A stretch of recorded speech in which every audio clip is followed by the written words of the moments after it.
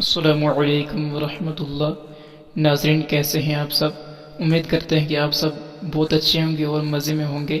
آج کی اس ویڈیو میں ہم آپ کو بتائیں گے کہ آپ جو قرض مقروض شخص ہے، جو مقروض قرض ادا کرنا چاہتا ہے تو وہ کیسے ادا کر سکتا ہے۔ تو اس کے لیے ہم ایک وظائف بتانے والے ہیں، جس وظائف کو آپ کریں گے تو انشاءاللہ تعالی اللہ تبارک و تعالی غیب سے مدد فرمائے گا اور آپ کا قرض ہے وہ ادا ہو جائے گا۔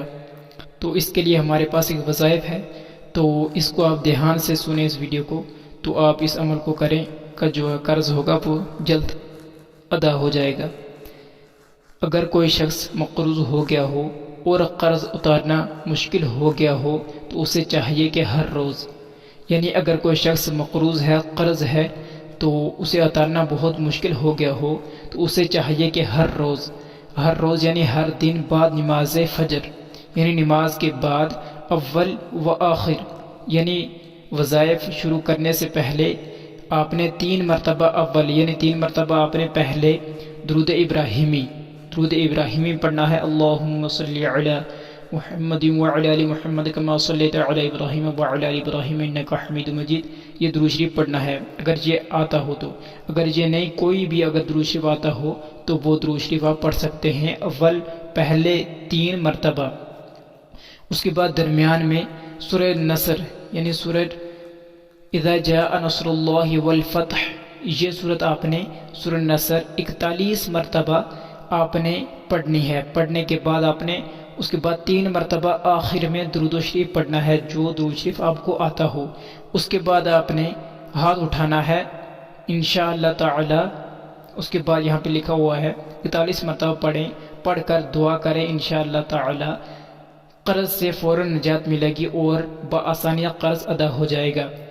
یعنی اس کے بعد آپ نے ہاتھ اٹھانے ہیں، ہاتھ اٹھانے کے بعد آپ نے دعا مانگنی ہے کہ اے اللہ تبارک و تعالی ہمارا قرض ادا فرما، غیب سے مدد فرما۔ تو اللہ تبارک و تعالی آپ کا جو قرض ہے انشاءاللہ تعالی بآسانی قرض ادا ہو جائے گا۔ اللہ تبارک و تعالی غیب سے مدد فرمائے گا اور آپ کا جو قرض ہے وہ بآسانی ادا ہو جائے گا۔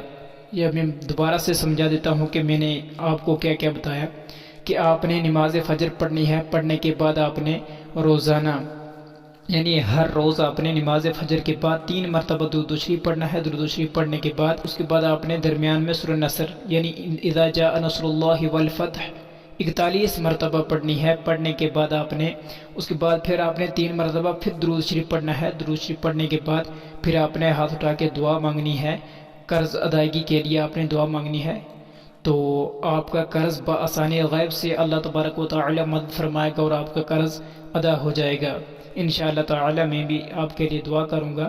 تو اس وظائف کی آپ کو اجازت ہے تو ثواب کی نیت سے اس ویڈیو کو آپ لائک کریں، شیئر کریں۔